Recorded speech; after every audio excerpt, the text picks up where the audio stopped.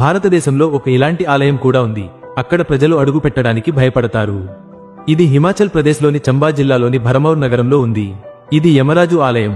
మరణం తర్వాత ఆత్మ మొదట ఇక్కడికి వస్తుందని నమ్ముతారు. ఇక్కడ యమరాజు దర్బార్ జరుగుతుంది మరియు ఆత్మ స్వర్గానికి వెళ్తుందా లేదా నరకానికి వెళ్తుందా అని నిర్ణయించబడుతుంది. ఈ ఆలయం దాదాపు 1400 సంవత్సరాల పురాతనమైనది. దాని లోపల 84 రహస్య దేవాలయాలు ఉన్నాయి. ఒక గదిలో యమరాజు స్వయంగా ఉంటారు, మరొక గదిలో చిత్రాగుప్తుడు ఉంటారు. ఈ ఆలయంలో 4 అదృశ్య ద్వారాలు ఉన్నాయని చెబుతారు. బంగారం, వెండి, రాగి మరియు ఇనుముతో తయారైంది. యమరాజు నిర్ణయం తర్వాత యమదూతలు ఆత్మను ఈ రహస్య ద్వారాల ద్వారా స్వర్గానికి లేదా నరకానికి తీసుకువెళ్తారు. విచిత్రం ఏమిటంటే ఈ ఆలయం శివుని నగరంలో ఉంది.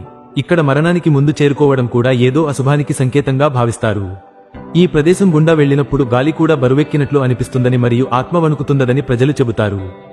మరణానికి ముందు మీరు ఈ ఆలయాన్ని సందర్శించడానికి ఇష్టపడతారా? దయచేసి కామెంట్లలో తెలియజేయండి.